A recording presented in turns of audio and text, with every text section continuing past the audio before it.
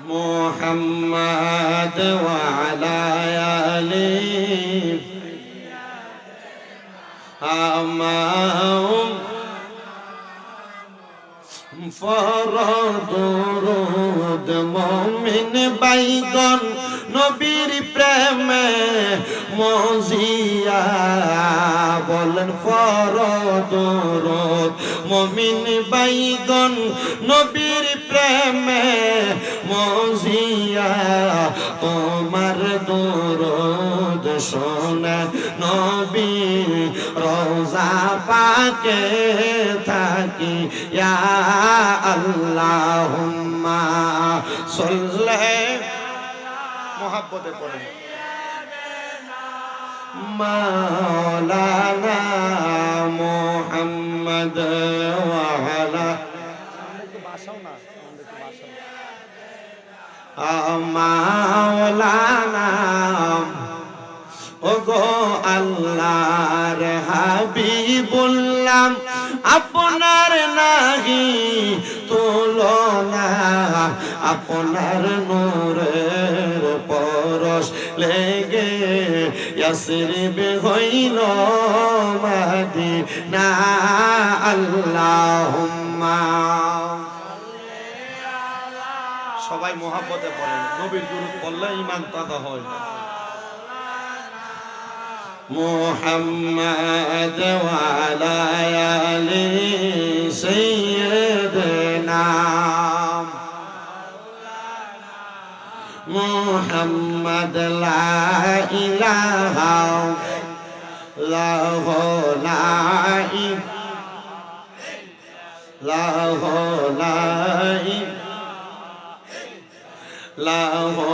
আমরা বড় ভাগ্যবান আমরার নবী আল্লাহর মেহমান বলেন আমরা বড় ভাগ্যবান আমরার নবী আল্লাহর মেহমান আল্লাহ দয়া করে করলেন দান বলেন দয়া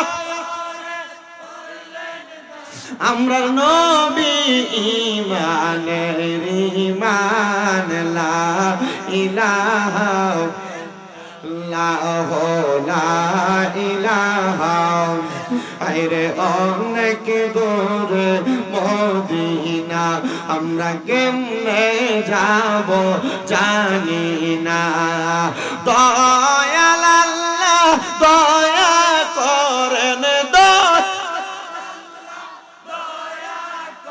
রন নসিব করেন মদিনা লা ইলাহা লা ইলাহা লা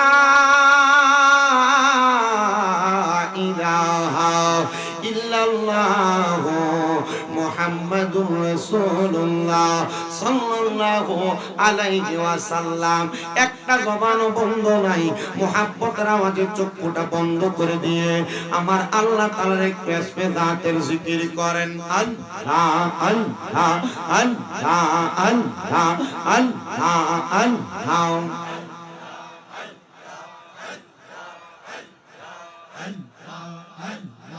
একরকম করে একরকম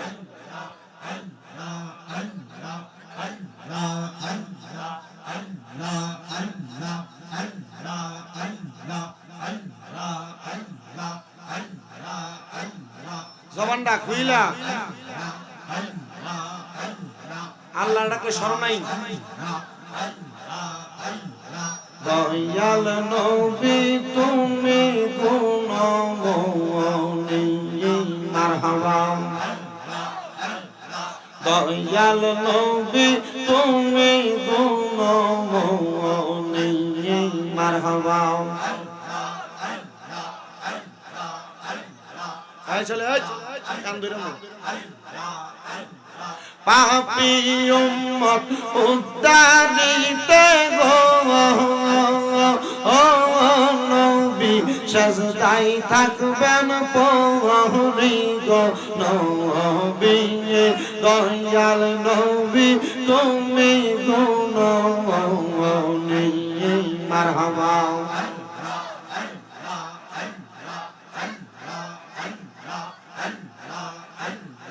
কাউসারের মালিক আপনি কাউসার বিলাইবা গো নবী কাউসার বিলাইবা মারহাবা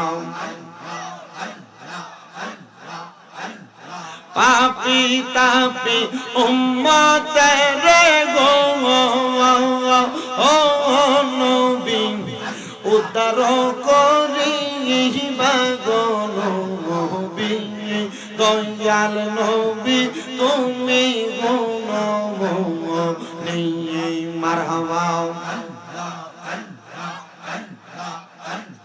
জান্নাতের মালিক আপনি জান্নাত বিলাইবা গো নবী জান্নাত বিলাইবা মারহাবা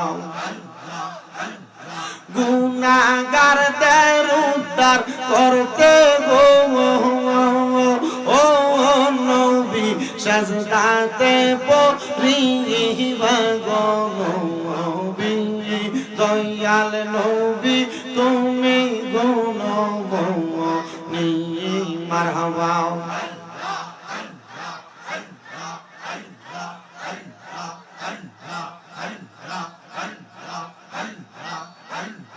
মুর্শিদ আমার গলার মালা মুর্শিদ আমার গলার মালা মুর্শিদ আমার গানের গান মুর্শিদ পাইলে বুকে লইয়া দৌড়াইতাম পরাণ মারহাবা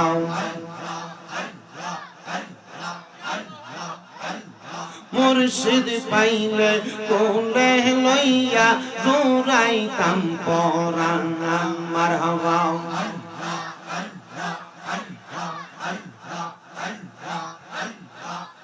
প্রাণের মুর্শিদ আইরে মুর্শিদ কোন বলে লো কাইলা দয়াল মুর্শিদ মারহাবা মন পুরা কাঙ্গা হালার মতো গো তোমায় আমি খুঁজি দয়াল মুর্শিদ মারহাবা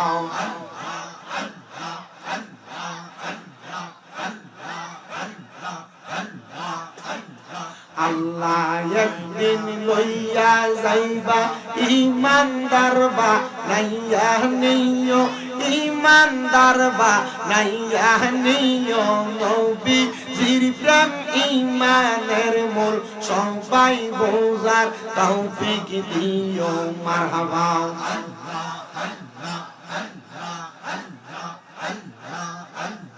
কুরআনে আব্বায়াসে ইউহিব্বু কই হাদিসেতে হুব্বুর রাসূল ঈমানের মূল বুখারী খুলিয়া দেখো মারহাবা আল্লাহ একদিন লইয়া যাইবা ইমানদার বা নাইয়া নিও ইমানদার বা নাইয়া নিও নবীজির প্রেম ইমানের মূল সবাই বোঝার তৌফিক দিও মারহাবা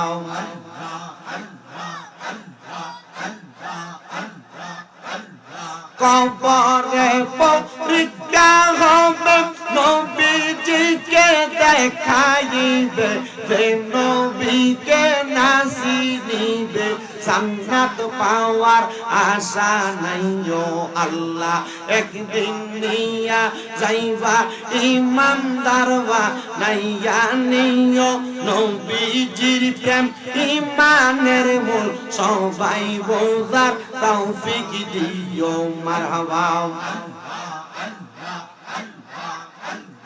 মাখা দিদা যাদের নানি ছিল মায়ে বড় ধনী সাবালে নূরে যাইতেন তিনি নবীকে খাওয়া পাইতে খানা আল্লাহ একদিন নিয়া যাইবা ইমানদার বানাইয়া নিও নবীজির প্রেম ইমানের মূল সবাই বোঝার তৌফিক দিও মারহাবা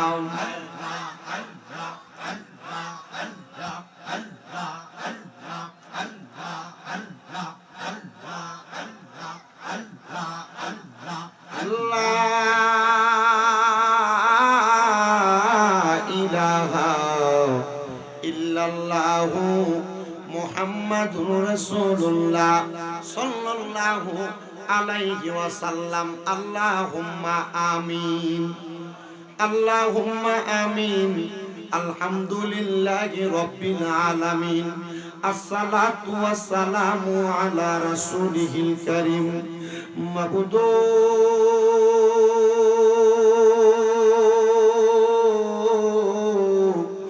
ও দয়াল আল্লাহ আপনি কি আসমানে না জমিনে রে আল্লাহ না পাহাড়ে না দরিয়ায় রে আল্লাহ এ গত জীবনে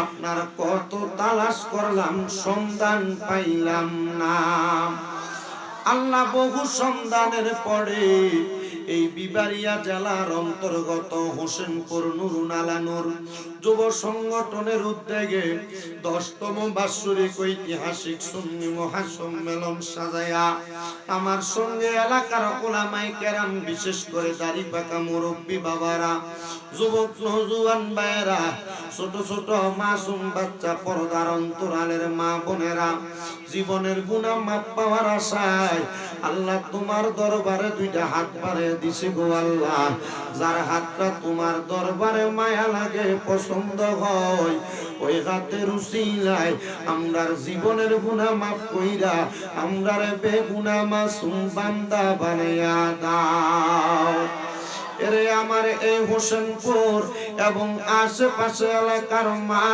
বোনেরা গো কি গো মা মাইকের আওয়াজ তোমাদের কানে যায়নি গো মা মুনাজাত হইতেছে গো মা আমার আল্লাহর দরবারে আমিন আমিন করে দুইটা হাত বাড়াইয়া দেও গো মা আমাদের বিশ্বাস আছে গো মা আমার আল্লাহ একটা হাত খালি ফিরিয়া দিবে না মারা গো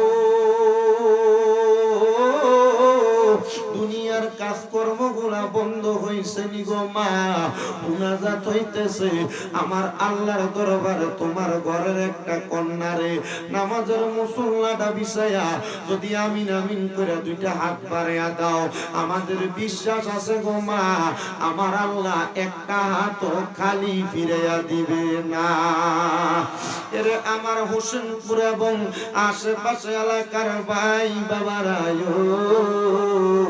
কিরে ভাই মাইকের আওয়াজ তোমাদের কানে যায়নি রে ভাই মুনাজাত হইতেছে রে ভাই আমার আল্লাহর দরবারে যদি দুইটা হাত বাড়াইয়া দাও আমাদের বিশ্বাস আছে রে আমার আল্লাহ একটা হাত খালি ফিরাইয়া দিবে না ভাইরা রে তোমার মতো কত ভাই বাবারা মা বোনেরা জানি গো অন্ধকার কয়বরে মুর্দা লাশ শুয়া শুয়া রইছে আজকার মুনাজাত তার নসিব হইছে না ও আল্লাহ জানি না কার জন্য জানি আজকার মুনাজাতরা জীবনের শেষ মুনাজাত করে হাত বাড়াইছে আল্লাহ এই হাত দুইটা কপালে লাগার আগে আগে তুমি আমদারে মাফ করে বেগুনাহ মাসুম বান্দা বানায়া দাও মাবুদ আজকের মুনাজাতের মধ্যে এক শ্রেণীর সন্তানেরা হাত বাড়াইছে যাদের জগতের মধ্যে আব্বা নাই যেই বাবা রিকশা চালায়া মাটি কাইটা মাথার গাম পায়ে ফালায়া পরের বাড়িতে বদলার কাম কইরা সন্তানরে মানুষের মতো মানুষ করার জন্য আব্বা নিজের রক্তরে পানি বানাইছে গো আল্লাহ এমন আব্বা যাদের অন্ধকার কবরে আব্বার কবর জান্নাতের বাগান বানায়া দাও আল্লাহ কে জানি হাত বাড়াইছে, কার জানি জগতের মধ্যে মা নাই। আইরে মা, যেই মারে মা কইয়া ডাকলে কলিজার আগুন ঠান্ডা হইয়া যায়, যেই মায়ের দিকে নেক নজরে তাকাইলে কবুল হজের সওয়াব হইয়া যায়। আল্লাহ, যেই মা 10 মাস 10 দিন গর্ভে ধারণ কইরা সন্তানের প্রসব বেদনা সহ্য করতে মার বড় কষ্ট হইছে। আল্লাহ, এমন মা দুঃখিনী রে 3.5 হাত মাটির কবরে শোয়া দিয়া যেই সন্তানের হাত বাড়াইছে, ওই সন্তানদের আম্মার কবর জান্নাতের বাগান বানায়া দাও। আল্লাহ, অনেকে তিন সন্তানের হাত বাড়াইছে, যাদের মাও নাই বাবাও নাই, একবারে জনমের এতিম। আল্লাহ, তাদের মা বাবা 2 জন কবরের বাসিন্দা, তাদের আম্মা আব্বার কবর নাজাতের ফয়সালা কইরা দাও।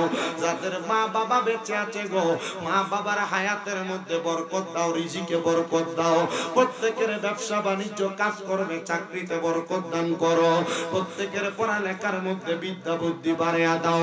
বিশেষ করে হোসেনপুর নুরুল আনা নূর সুন্নি যুব সংগঠনের ভাইদের এই জান্নাতের বাগান মাহফিলে যারা টাকা দিয়া, পয়সা দিয়া, শ্রম দিয়া, বুদ্ধি দিয়া, পরামর্শ দিয়া, লাইট দিয়া, মাইক দিয়া, প্যান্ডেল দিয়া, মিডিয়ার বাইশ সম্মানিত শ্রোতা মণ্ডলীরা, আল্লাহ প্রত্যেকের দোয়া তোমার দরবারে বকশিশ করলাম, কবুল মঞ্জুর করে নাও। আল্লাহ, বিশেষ করে অনেক প্রবাসী ভাইয়েরা বিদেশ থেকে দোয়া চায়, আমার প্রবাসীদের খাস দোয়াগুলো কবুল মঞ্জুর করো। আমার আরেকজন ভাই কিছু হাদিয়া দিয়ে ওনার আম্মা আব্বার জন্য দোয়া চাইছে, ওনার আম্মা আব্বারে তুমি কবুল মঞ্জুর করো। এই মাহফিল 10তম মাহফিল কিয়ামত পর্যন্ত কবুল মঞ্জুর করে নাও। আল্লাহ, মরণ দিবা দুঃখ নাই, তবে বেঈমান বানিয়ে মরণ দিও না। মরণের আগে বারবার মক্কা মদিনা তাওয়াফ জিয়ারত নসিব করায়া আখিরি জবানে মধুর কালেমা পড়ায়া দিয়েন, লা ইলাহা ইল্লাল্লাহু মুহাম্মাদুর রাসূলুল্লাহ সাল্লাল্লাহু আলাইহি ওয়াসাল্লাম।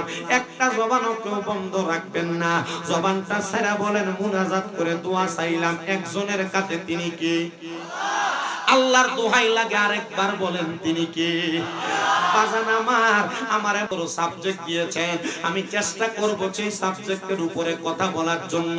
সেই সাবজেক্টের উপরে ভিত্তি করে আমি আল্লাহর কোরআন থেকে 2টা আয়াত তেলাওয়াত করেছি, যেখানে আমার আল্লাহ তাআলা ঘোষণা করে, বান্দা ওয়ালা তাকুনু কাল্লাযিনা নাসুল্লাহা ফাআনসাহুম আনফুসাহুম উলাইকা হুমুল ফাসিকুন। আল্লাহ কয়, বান্দারে, ও বান্দা, তোমরা তাদের মতো হইও না। আল্লাহ কাদের মতো হইব না? আমার আল্লাহ কয়, তাকুনু কাল্লাযিনা নাসুল্লাহা, যারা তাদের নিজের কথা ভুলে গেছে, ফাআনসাহুম আনফুসাহুম, আমি আল্লাহ তাদেরকে নিজের কথা ভুলে রাখছি। উলাইকা হুমুল ফাসিকুন, যারা নিজের কথা ভুলে গেছে তারা ফাসিক। হে আমার আজকে এই বিজয়নগর থানা এলাকার হোসেনপুরের ভাই বাবারা, আপনারা বলেন না, আমার আল্লাহ যে আমরারে বানাইছে, সৃষ্টি করছে, আল্লাহ যে আমাদেরকে খাওয়ায় পড়ায় রিজিক দেয়, আমরা যে দুনিয়াতে চলাফেরা করি, কেউ ভালো ভাবে কেউ খারাপ ভাবে, আমার আল্লাহ তাআলা আমাদের ভালো খারাপের খবর জানে কি জানে না?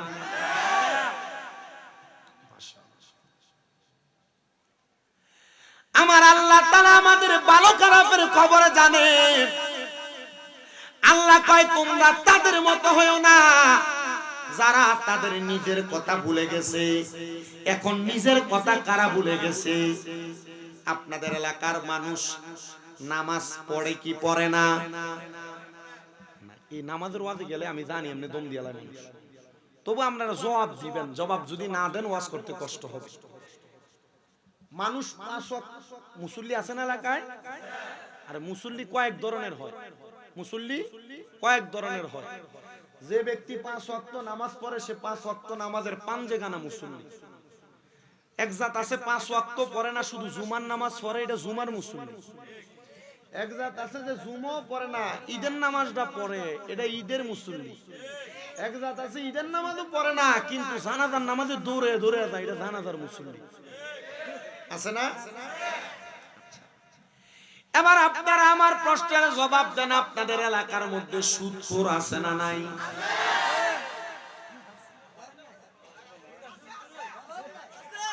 আছো? বাড়তি কথা কোন যেত না ওয়াজ আমার জানা আছে কোনে কিটা করণ লাগে হ্যাঁ আমি 9 বছর ওয়াজ করি একবার ফুসকা বয়স থেকে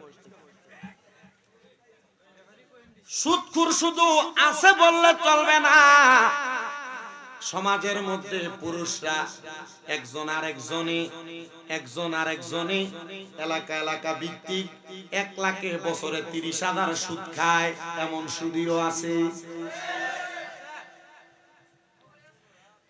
আবার বেড়ার কাছে যদি সুদের টাকা চাই বেড়ার কাছে সুদের টাকা নাই চাচা দেখেন না আমার জন্য নি আপনি পারেন 10,000 টাকা ম্যানেজ করে দিতে এবার জবাব দেয় আমার কাছে নাই তোর শাশুড়ির কাছে যে আসা তার কাছে তার বইনে দিছিল এটা বাইটটা দিবার লাগিয়া এটা সুদের উপরে লাগায়া তোর শাশুড়ির বইনটা মানে তোর খালাডা এবারে এটা দিয়া তার সংসারটা চালায় বইনের নামে ভাইয়ের বউয়ের নামে এমন এলাকায় সুদের টাকা চালে এমন বেরিয়াই তো হোসেনপুরে আছে না নাই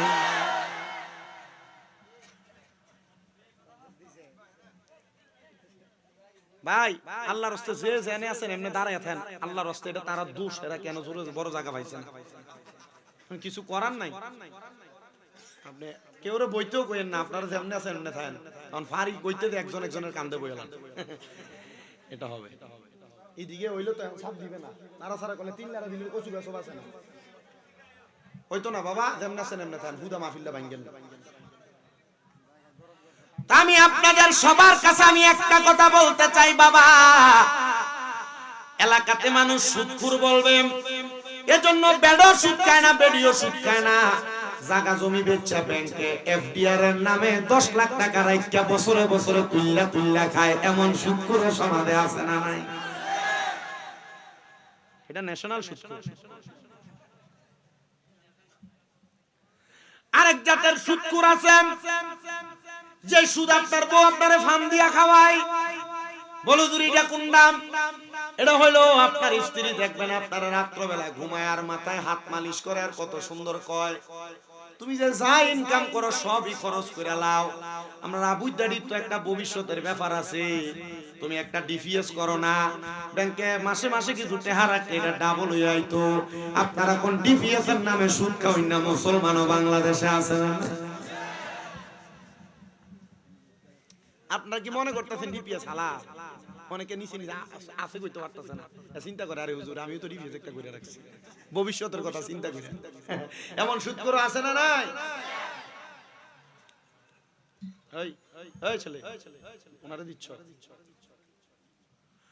আমি আপনাদের সবার কাছে আমি আরেকটা কথা বলি 500 টাকার কাছে বিচার বেচালাই এমন বিচারক এলাকায় আছে না নাই আমি শুধু আগে দোষীদের কথা বলতাছি এরপর আমার ওয়াজে যাচ্ছি অসুবিধা হইব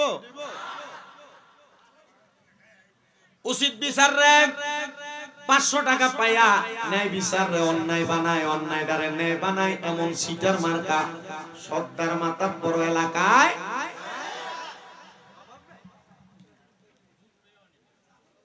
মা বাপ মরে গেছে বইনের সম্পদ বুঝিয়ে দিছে না কোন রকম সিগনেচার লই এক বেলা খাওয়ায়া বন্ডে তার মতো করে ফাটায় দিছে বইনের সম্পদ দখল করি না বেড়াই তো এলাকায় আসেনি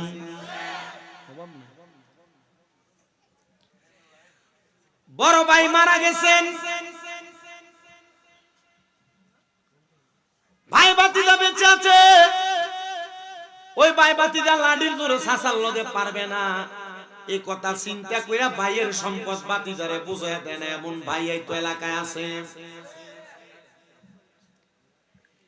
এক হাত লাইল পূর্বের যুগে ক্ষেতের লাইলের উপর দিয়া ব্যান গাড়ি চলতো বড় 5 লাইন ছিল বেটা মসজিদে ফজরের নামাজ পড়া লুঙ্গিডারে গুজ দিয়া ক্ষেতের লাইল কাঁচাইতে এখন এটারে আতের বান বানাইছে এবার আপনারা বলেন এমন মাপের জায়গা সরো আসেনি সব আছে লাইলে দিয়ে আড়ন জানাই দেই আতের বান শুধু তাই নয় রে মুসলমান মসজিদের ভিতরে ইমাম সাহেবের পিছনে প্রথম কাতারে নামাজ আদায় করে আবার মসজিদের বাইরে এসে সুদের কারবার আর মুখ খারাপ করে গালাগালি করে কথা বলে, এমন জাতের অনেক মুসল্লি ফাসিক আছে না নাই? আচ্ছা, যারা নামাজ পড়ে না, যারা রোজা রাখে না, যারা সুদ খায়, যারা ঘুষ খায়, যারা পরের হক মাইরা মাইরা খায়, যারা জমি দখল করে, যারা মিথ্যা কথা বলে, যারা গালি দেয়, আপনারা কোন তো এটা যে গুনার কাজ তারা জানে কি জানে না? জানি না, শুননাই গুনার কাজ করে। গুনার কাজকে গুনাহ যায় না, কেউ যদি পরের বার গুনাহ করে তখন সে হয় ফাসিক। সে হয় কি? দ্বিতীয়বার গুনার কাজকে গুনাহ যায় না, আবার এই কাজটা করে যে সে হয় মুনাফিক, সে হয় অথবা মুরতাদ। তৃতীয়বার গুনার কাজকে গুনাহ যায় না, আবার যখন কেউ বারবার বারবার গুনাহ করে তখন সে কুফরি করে, হয় কাফের। কি হয়?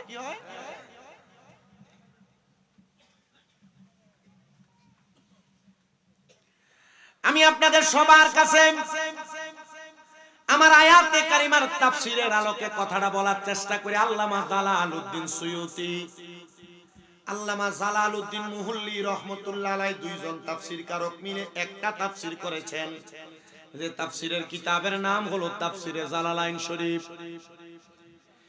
সেখানে উল্লেখ করতেছেন, তোমরা ওই লোকদের মতো হয়ো না যারা গুনার কাজকে বারবার গুনাহ সম্পর্কে জানার পর বারবার গুনার কাজটা করেছে। যদি তোমরা তাদের মতো হয়ে যাও, আল্লাহ তাআলা তোমাদেরকে ফাসিকের কাতারে রাখবেন।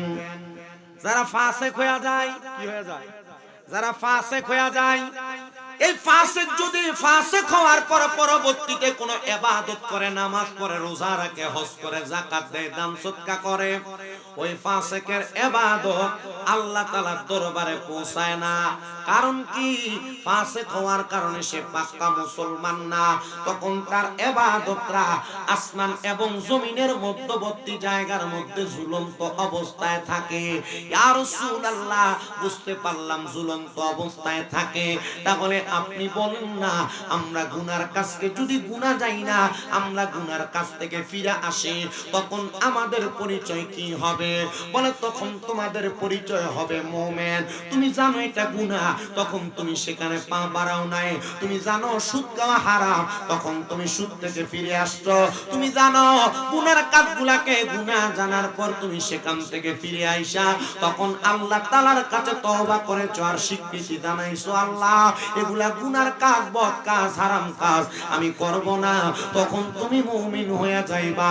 আর এগুলা পরবর্তীতে আসার পরে তুমি ঘৃণা করে এগুলার বিপরীতে ভালো ভালো কাজগুলা করেছো, নামাজ পড়েছো, রোজা রেখেছো, হজ করেছো, যাকাত দিয়েছো, দান করেছো, সদকা করেছো, তখন তুমি হইবা সলিহিন, মানে নেক আমল করনেওয়ালা।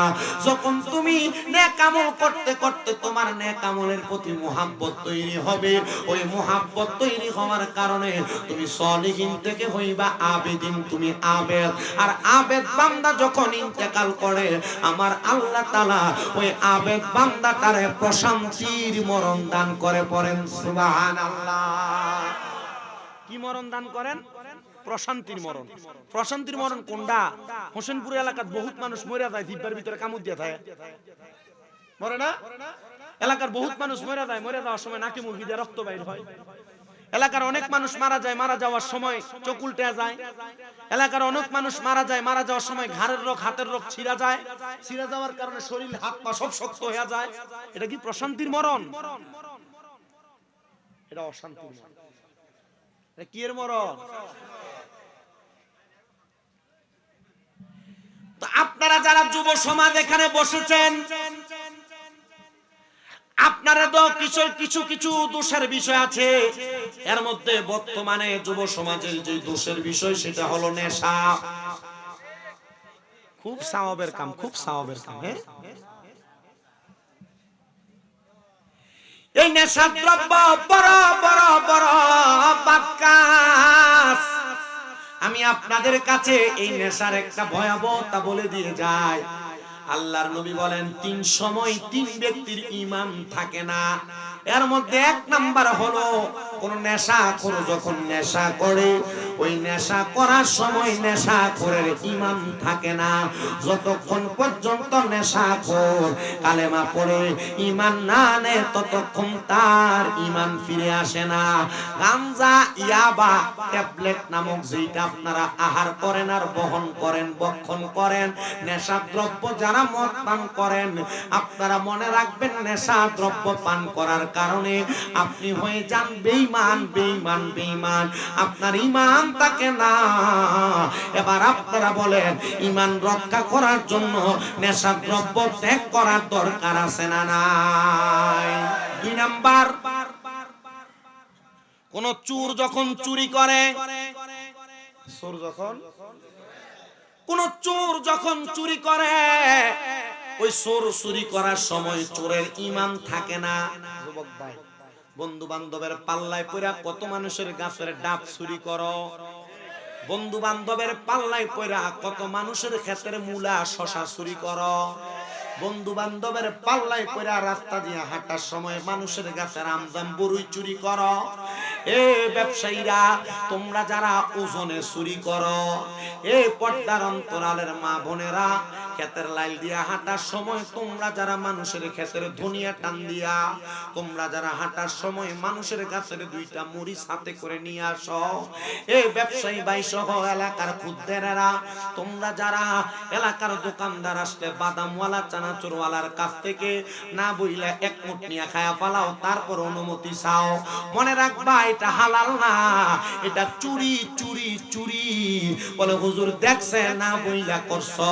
এই কারণে চুরি যখন চোর করে তখন চোরের ঈমান থাকে না। যতক্ষণ পর্যন্ত চোর কালেমা পড়ে মুসলমান না হয় ততক্ষণ পর্যন্ত চোরের ঈমান ফিরে আসে না। জোরে কোন নাউজুবিল্লাহ। 3 নাম্বার, জেনা ব্যভিচার যারা করে, জেনা, জেনা বুঝুন তো, ঘরে বউ আছে অন্য বিড়িতের লোকে কানেকশন, এটারে জেনা কয়। এখনো বিয়া করছেন না, ফিরিতের সম্পর্ক, এটারে জেনা কয়। কষ্ট হইতেছে? তাবারুক কিন্তু আছে। হ্যাঁ, তাবারুক দিলে আজকে ঝামেলা হইতো না, কারণ এটা যে সিফা রাস্তা এখান দিয়ে আটকে একটা করে দিব আর বাইর করে। সুন্দর সিস্টেম।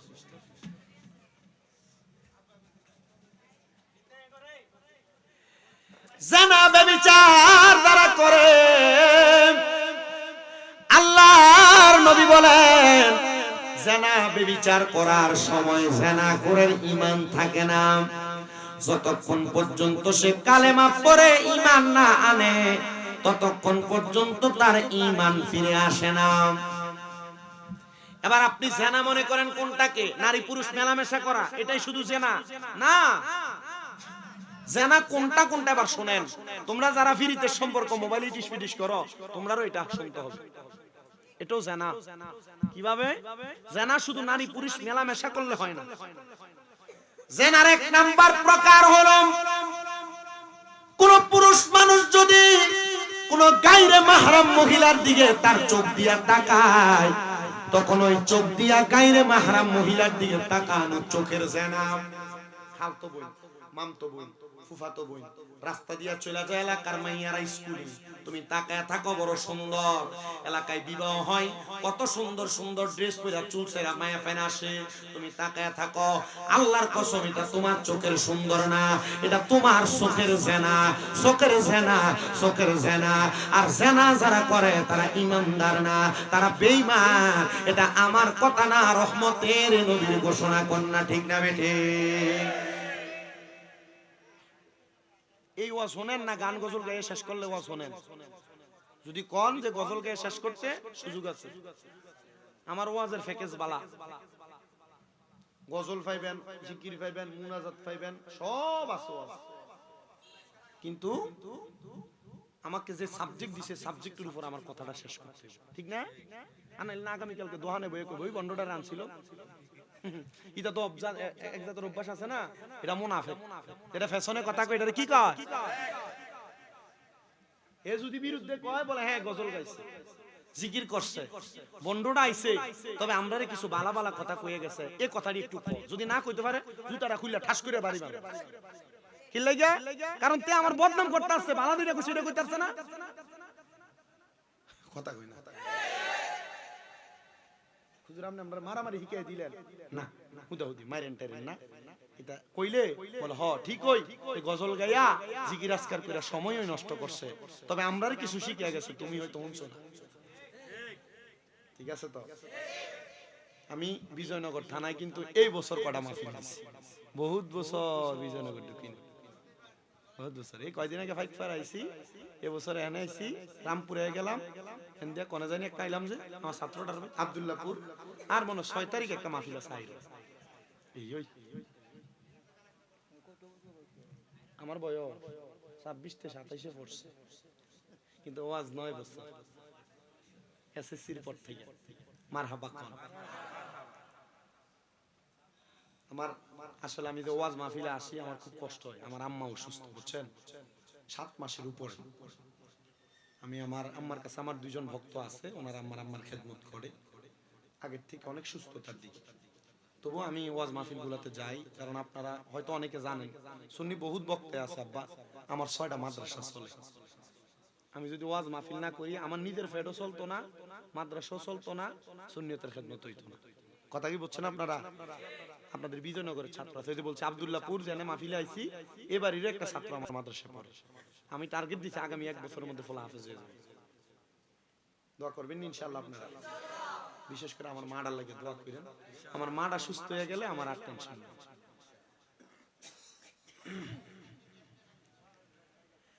আমি আপনাদের কাছে যে কথা বলতেছিলাম, কোন বেগানা নারী, কোন গায়রে মাহরাম নারীর দিকে চোখ দিয়া তাকাইলে চোখের জানা হয়। কোন পুরুষ মানুষ কোন বেগানা নারীর কানের আওয়াজ, গলার আওয়াজ শুনলে তার কানের জিনার গুনাহ হয়।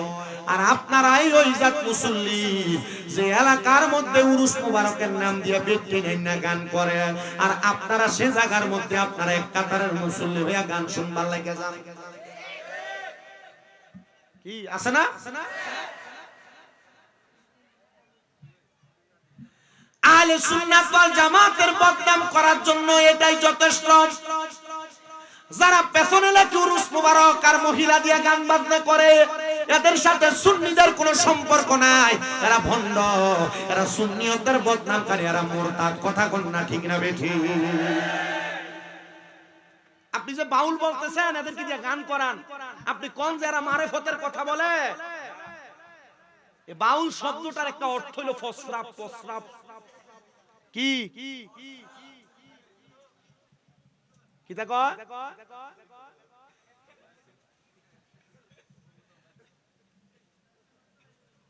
এ বাউল নামের ফাউল যারা, এদের কারণে সুন্নিয়তের বদনাম, আউলিয়া কেরামের বদনাম। আপনারা হয়তো অনেকে বলতেছে এরা স্টেজে উঠা আউলিয়া কেরামের শান, বিভিন্ন পীর মুর্শিদের শান গায়, আর এরা তো মুহাম্মদুর রাসূলুল্লাহর শরীয়তের ধর্মকেই মানে না, তাহলে আমরা কেমনে তাদের পক্ষে কথা বলবো? আর এরা আমাদেরকে এমন ভাবে কুলুষিত করতেছে। এই বাউল নামের ফাউল একজন আবুল সরকার, এ বলছে আল্লাহ দে এক মুখে এত কথা বলে, আল্লাহর আগা কোনটা গোয়া কোনটা সে খুঁজেই পায় না। জোরে জোরে এখন নাউজুবিল্লাহ। আবার সে কি বলছে জানেন? কুল আউযু বিরাব্বিন নাস মালিকিন নাস ইলাহিন নাস মিন শাররিল ওয়াসওয়াসিল খান্নাস আল্লাযী ইউওয়াসউইসু ফি সুদুরিন নাস মিনাল জিন্নাতি ওয়ান নাস। এ বলতাছে আল্লাহ বলে সূরা নাসের সব জায়গার ভিতরে নাস বল লেগে গেছে। আচ্ছা কেমন গন্ড মূর্খর জাত হইলে এই কোরআনের আয়াত নিয়া সে এমন অপব্যাখ্যা করে। আমি কইছিলাম বাংলাদেশের প্রশাসন আবুল সরকারে যেহেতু অ্যারেস্ট করছো, এমন একটা কোরআন অপব্যাখ্যাকারীরে ধইরা জিব্বা কাইলা দাও, আর কোন বাতিল ফেরকা সহ কোরআনকে অবমাননা করার সাহস পাবে না বাংলাদেশে। ডান হাত তুলে বলেন ঠিক কি না? তবে এরা সাথে সাথে আরেক জাতের জিব্বা কাটতে হইব। যারা কয়েকদিন আগে সুন্দর করে কইছিল, মোবাইলে দেখছি যে আল্লাহর সর্বশক্তিমান কোয়া যাইতো না, কইলে শিরিক হইছে। কইছে না? রোজার পূজা একই, এমন কথা কয় নাই? আচ্ছা আপনি কি আর কোনোভাবে মুসলমান মনে করতে পারেন নাকি?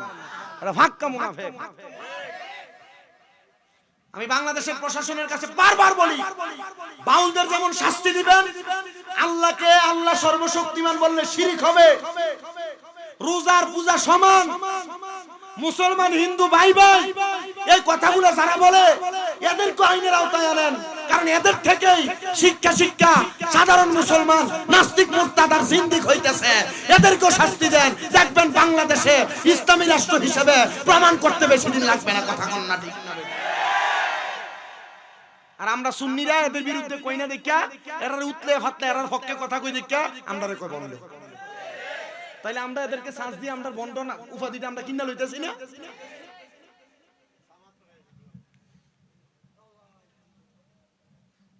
তাহলে উরুস মুবারকের নাম দিয়ে তারা বেড়ি দিয়ে গান বাজনা করে, এরা কি সুন্নি না বন্ধ?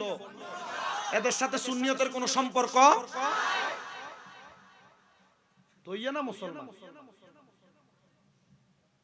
বলে হুজুর আমরা তো সামাকাওয়ালি করি, আমরা তো গান করি না। সামাকাওয়ালি দাঁড়িয়ে দিয়ে করেন, যাইসান হের মোর ভিতরে একবার ফোম শেপ করি না। ভাক্কা মুনাফিক বেঈমান করে। হ্যাঁ সামাকাওয়ালি করবা আল্লাহর হাবিবের সুন্নাহ মোতাবেক, এটা সামাকাওয়ালি করে। হে সামাকাওয়ালি জায়েজ, এ তো সামাকাওয়ালি করে না, গায় গান কথা কই না করে।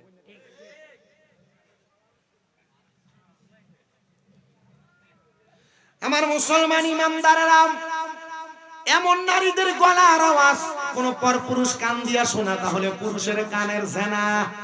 কানের কি জেনা? জেনা যারা করে তার ঈমান থাকে না যায়। তো রাস্তার ভিতরে দাঁড়ায় দাঁড়ায়া শাস্তল ভাইয়ের বউয়ের লোকে যে কথা কয়, এটা কি হয়? খালতো বোনের লোকে যে কথা কয়, এটা কি হয়? ফুফাতো বোনের লোকে যে কথা কয়, মামতো বোনের লোকে কথা কয়, এটা কি হয়? তাহলে রাস্তার ভিতরে ফরবেডির লোকে কথা কোন যাইব? কইলে কি হইব? আর জেনা করলে কি যাইব? স্বাভাবিক ওয়াজ। এর থেকে শর্ট করছেন আর ওয়াজ চলে না। কোন মহিলার সঙ্গে সাক্ষাৎ করার জন্য কোন পুরুষ মানুষ যদি তার পা দিয়ে হাইটা হাইটা যায়, এটা তার পায়ের জেনা। পায়ের জেনা। কোন মহিলাকে হাত দ্বারা স্পর্শ করা হাতের জেনা। হাতের জেনা, হাতের জেনা। এ মুসলমান ইমানদারেরা, এই জন্য আমি আপনাদের সবার কাছে আবদার করি, কোন মহিলা কোন গায়রে মাহরামের দিকে তাকাইবা না, কানের আওয়াজ কথার আওয়াজ শুনবা না, হাতে ধরবা না, মেলামেশা করার জন্য পাও দিয়া যাইবা না। বলে হুজুর আমরা ওই কইলেন, মহিলারা কইলেন না। মা বোন মনে রাখবা গো, স্বামী ছাড়া কোন পরপুরুষের সঙ্গে কথা বলা, তাদের গলার আওয়াজ শোনা, তাদের সঙ্গে মিলিত হওয়া, তাদের সঙ্গে কথা বলা, এটা তোমার জেনা জেনা জেনা, ব্যভিচার ব্যভিচার ব্যভিচার। আমি আসার আগেই বিচার। হুজুর বহু ফিসাবো কিন্তু এমন বেরিয়ে মুড়িদ দিয়ে বইয়া থাকে। আপনি এটার কি হালাল কইবেন? এটাও বন্ডামি। কি তো আপনার কি কষ্ট দিতেছে? কোন ফিসাব যদি বেরিয়ে তুলে বইয়া থাকে, এটা কি ফির না শয়তান? ঠিক আছে, কিতা ধরে কামাল ভাই আসেনি, আমার যে দাওয়াত দিছে, হিতারেনি কেউ কিছু কয় আবার ভাই কিছু কইলে হ্যাঁ কইবা যে ফিসাব বেডি লয়ে বইয়া থাকুন যায় আছে, তোর ফিরে রাইনা দেখা আনালে জুতা দিয়ে বাইরে দৌড়ে বের। এটার ব্যাপারে আদেশ বালা, এটার জুতা দিয়ে বাইরে গুণ হইতো না। এমন বিচারও আছে মুড়িদের সামনে ফিসাবে বইয়া সিগারেট খায়। কি নাই? এটা বদনাম, এটা বদনাম, এটা বদনাম না, এটা বন্ডামির বিপক্ষে বলা।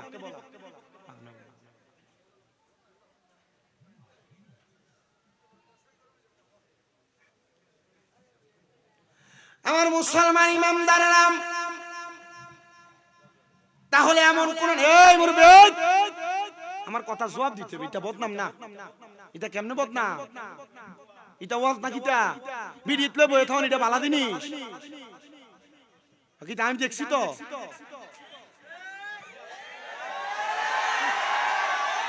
সিগারেট খাওয়ান, সিগারেট খাওয়ান, এটা সব মানুষের সিগারেট খেলে তো মুড়ি তো কান খাইব।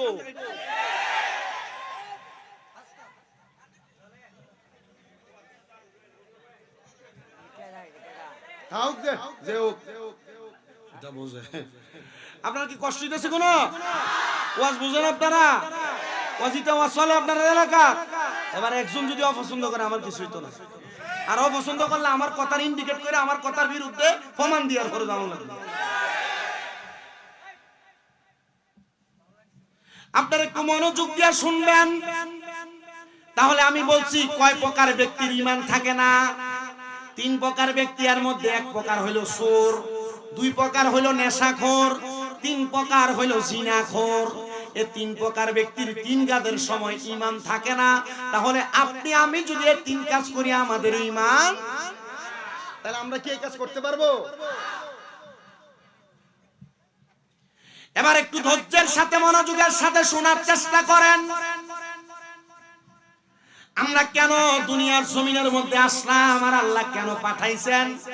এই পাঠানোর মাধ্যমে মরণ হবে একটা শান্তির আরেকটা অশান্তির, একটা শান্তির আরেকটা অশান্তির মরণ। তো শান্তির মরণ যেটা হবে, ওই শান্তির মরণের সময় ইমানদার বান্দা বড় আরাম পাবে, বড় প্রশান্তি পাবে। ইয়া রাসূলুল্লাহ, কেমন শান্তি আর কেমন আরাম পাবে? বলে এমন আরাম, ইমানদার বান্দা মরার কষ্ট টের পাবে না। বান্দাটার সামনে থেকে রূহ নেওয়া হবে, রূহটা যখন নিয়ে যাবে বান্দা প্রশান্তির নিঃশ্বাস ফেলবে। একটা ছোট্ট বাচ্চা ঘুমায়া গেলে তার মা তার মাথাতে হাত বুলিয়ে দিলে কান্না অবস্থায় যেমন ঘুমায়া যায়, ছোট বাচ্চা এমন ঘুমায়া যাবে। ওই বান্দা মরণের কষ্ট টের পাবে না। হাইরে মুসলমান, এই জন্য গুনাহ ত্যাগ করো, নামাজ আদায় করো, হারাম পথ ত্যাগ করো, ইবাদতের দিকে আসো, পরনিন্দা নিন্দে নিন্দা নিন্দা নিন্দা এগুলা বন্ধ করো। দুনিয়ার জমিনে থাইকা চুরি করা বন্ধ করো, নেশা করা বন্ধ করো, পরের হক মাইরা খাওয়া বন্ধ করো, সুদ বন্ধ করো। আল্লাহর নবী যে বলছে 10টা পুরস্কারের 4টা পাইলা, আর 5 নাম্বার পুরস্কার হলো ঈমানের সাথে মরণ দিবে, মরণের কষ্ট টের পাবে না। মরণের কষ্ট। ইয়া রাসূলুল্লাহ, ইয়া হাবিবাল্লাহ, নবী আপনি বলেন আর বাকি 5টা পুরস্কার কি দেওয়া হবে? নবী আমার বলে, যখন তার কবরে রাখা হবে, দুনিয়ার সাধারণ মানুষ দেখবে তার কবরটা একবারে মাটির বিছানা, কিন্তু না না না, এটা মাটির বিছানা না। ওই মুমিন বান্দার কবরে আমার আল্লাহ তাআলা জান্নাতের বিছানা বিছায়া দিবে। কিসের বিছানা? আব্বাজি, দুনিয়ার মাটিতে ঘুমাইতে কষ্ট হয়, 3 জন ফেরেশতা আপনার কবরে জান্নাতের বিছানা নিয়ে হাজির হবে, যদি মুমিন হন আর প্রশান্তির মরণ চান। গুনার কাজ ত্যাগ করেন, ইবাদতের দিকে মনোনিবেশ করেন। নেশা করা ভালো? আপনারা সাক্ষী দিচ্ছেন আল্লাহর দরবারে আমি বাঁচবো, আমার জিহ্বা আল্লাহ কাটবে না, আমার জিহ্বায় আগুনের গরম শিক লাগাবে না। কারণ আপনাদের কানের মধ্যে এমন ভাবে গরম সীসা ঢালাই করে দেওয়া হবে, আপনারা চিন্তা করতেছেন আরে কি সীসা দিব, আরে ওই গরম সীসা ঢালাই করে দিলে আপনার কান ঝাঁঝরা হবে। কারণ বলা হবে তোর কাছে বলা হয়েছিল নেশা করা হারাম, ইবাদতের দিকে মনোনিবেশ করো, ঈমান পরিপূর্ণ করো, তাজা রাইখা দুনিয়ার জমিন থেকে কবরে প্রবেশ করো। ঈমানি মরণের মাধ্যমে প্রশান্তি দেওয়া হবে, সেই প্রশান্তির নাম জান্নাত। তুমি তো তালাশ করো না, তখন কি আমার দোষ হবে না আপনার? আমার। এই জন্য হযরত ইদ্রিস আলাইহিস সালাতু ওয়াস সালাম বলছে তামুতু কাবলাল মাউত, মরার আগে একবার মরে যাও গা। মরার আগে কথা কয় না, মরার আগে। আমরা সুন্নিরা আমরা পীর মুর্শিদ ধরি না, হ্যাঁ শুধু সুন্নিরা ধরে না, অন্যরাও ধরে, ধরে না? পীর মুর্শিদ ধরার কারণ কি কোন তো? উকিল, আমরার জন্য ওকালতি করব, আমরারে বাঁচাইবো, সুপারিশ করব। এই পীরের কাছে নিজেকে সুপর্দ করে দেওয়া, মরার আগে একবার মরে যাওয়া মানে ওনার কাছে আমি মরছি, উনি আমার যেমনে কইব আমি এমনে চলমু। তো উনি আমারে কইছে নামাজ পড়তে, আমি পড়ি না। উনি আমারে কইছে রোজা রাখতে, আমি রাখি না। উনি আমারে কইছে হারাম পথে না যাইতে, আমি যাই। উনি আমারে বলছে হক ভাবে চলতে, আমি চলি না। তাহলে দোষ কি পীরের না মুরিদের? আচ্ছা, তো পীরের আদেশ না মাইনা আপনি যদি ভন্ডামি আর অন্যভাবে চলাফেরা করেন, তখন কি আর পীর আপনার লেগে সুপারিশ করব? 7 প্রকার ব্যক্তি সুপারিশ করবে। 7 প্রকার। কয় প্রকার? আকাইদা নসফিতে বলতেছে যে 5 প্রকার ব্যক্তি সুপারিশ করবে। হাদিস মুবারাকার মধ্যে কোন জায়গায় বলতেছে 3 প্রকার, কোরআনুল কারীমে বলতেছে 4 প্রকার ব্যক্তি সুপারিশ করবে। মিনান নাবিয়িনা ওয়াস সিদ্দিকিনা ওয়াস শুহাদাই ওয়াস সলিহিন। 1 নাম্বার নবীগণ, 2 নাম্বার সিদ্দিকগণ, 3 নাম্বার শহীদগণ, 4 নাম্বার সলিহিন আল্লাহর ওলিগণ। হাদিস শরীফে কয় বলে উলামা আলেমগণ। মারহাবা। আপনি চিন্তা করে দেখছেন আমাদের জান্নাতে যাওয়ার রাস্তা বড় সহজ। তাহলে 6 নাম্বার পুরস্কার কবরে জান্নাতের বিছানা দেওয়া হবে। সাহাবায়ে কেরাম আমার নবীরে প্রশ্ন করি, ইয়া রাসূলুল্লাহ, ইয়া হাবিবাল্লাহ, হে আপনি বলেন না 7 নাম্বার পুরস্কার কোনটা দেওয়া হবে? নবী আমার বলে 7 নাম্বার, একটা মানুষকে যখন কবরস্থ করার পর বিসমিল্লাহি ওয়া আলা মিল্লাতি রাসূলিল্লাহ মাটি দেওয়ার সময় মিনহা খলাকনাকুম ওয়া ফিহা নুইদুকুম ওয়া মিনহা নুখরিজুকুম তারাতান উখরা বলে মাটি দেয়। ওই মাটিটা দেওয়ার পরে দুনিয়ার মানুষ তার কবরে কোনো আলো দেয় না। ইমানদার মুত্তাকি বান্দার কবরটা তার কপালের নূর দ্বারা আমার আল্লাহ তাআলা আলোকিত বানায়া দিবে। 7 নাম্বার পুরস্কার। সাহাবায়ে কেরাম বলি, ইয়া রাসূলুল্লাহ, নবী আপনি বলেন না 8 নাম্বার পুরস্কার কি দেওয়া হবে? নবী আমার বলেন 8 নাম্বার পুরস্কার হলো যখন বান্দা ইন্তেকাল করবে তার সওয়াল জবাবের জন্য মুনকার নাকির সম্মানিত 2 জন ফেরেশতা আগমন করবে। ওই 2 জন ফেরেশতা মুমিন বান্দার কবরে আয়েশা দেখবে। ওই বান্দার চেহারার মধ্যে ঈমানের নূর, আমলের নূর দেখা যায়। তখন ওই বান্দাটার চেহারা দেখা ফেরেশতারা কোনো সওয়াল জবাব করবে না। বিনা সওয়ালের জবাবে মুমিন বান্দাকে ওই কবরে রাস্তাটা পার করে দিবে। 8 নাম্বার। 9 নাম্বার ফুলসেরাতের ফুল। ফুল পার হওয়ার জন্য কি লাগে? ব্রিজ লাগে। সরি, গাং পার হওয়ার জন্য ফুল লাগে, সাকু লাগে, ব্রিজ লাগে। এই ফুলসেরাত একটা জায়গা, যে জায়গাটার নিচে আল্লাহ তাআলা হাবিয়া নামক জাহান্নাম বানাইছেন। সবচেয়ে নিকৃষ্ট জাহান্নাম যেটা হাবিয়া। নাম কি? হাবিয়া।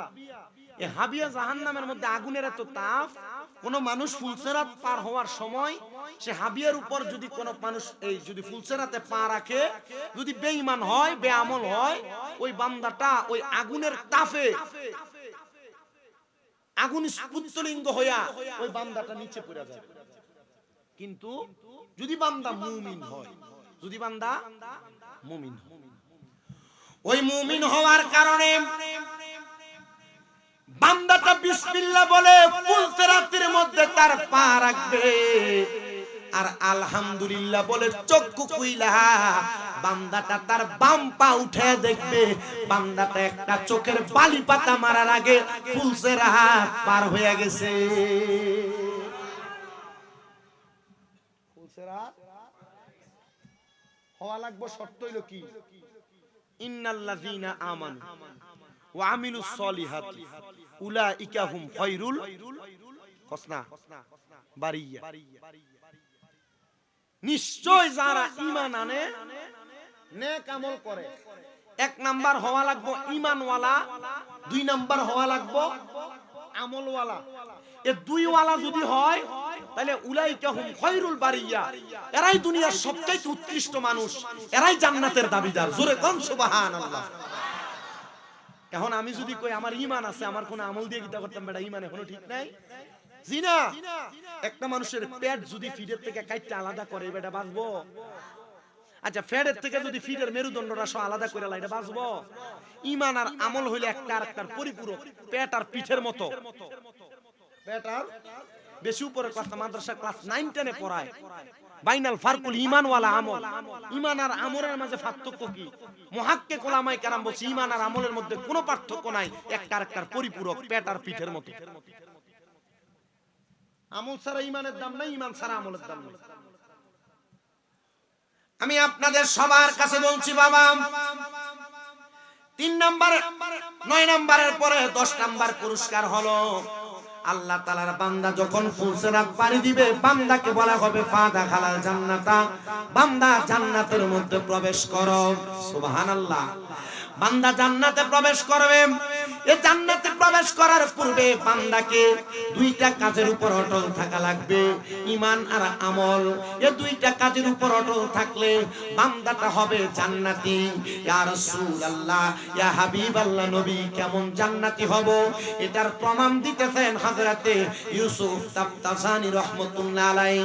তিনি বলেন, আমার এলাকার একজন সুলতান যিনি ব্যবসা বাণিজ্য করতেন, বাদশা ছিলেন, ওনার স্ত্রী ছিলেন দুইজন। কয় বউ? দুই স্ত্রী ছিলেন হযরতে সুলতানের। উনি ওনার স্ত্রীদের কাছে বিদায় নিলেন, আমার স্ত্রীরা, আমি আমার সামদেশ এলাকা থেকে ব্যবসা করার জন্য ইয়ামেনে যাব। আমি তোমাদেরকে এই বাড়ির বাহিরে যাইতে নিষেধ করেছি, তবে তোমরা মনে রাখবা গো, তোমরা যদি তোমাদের বাহিরের হাওয়া বাতাস গায়ে লাগাইতে মন চায় তাহলে তোমরা রাজপ্রাসাদের উপরে উঠা তোমরা তোমাদের শরীরের মধ্যে বাতাস লাগাইতে পারবা। উনি ডাক দিয়া বলেন, আমি যখন বিদায় নিয়ে আমার বাড়ি থেকে রওনা করলাম, রওনা করার সাথে সাথে আমি আমার ব্যবসায়িক কাজের মধ্যে চলে গেলাম। ওই এলাকার মধ্যে বাস করতেন যিনার নাম হলো হযরত ইউসুফ তাফতাজানি রাহমাতুল্লাহ আলাইহি।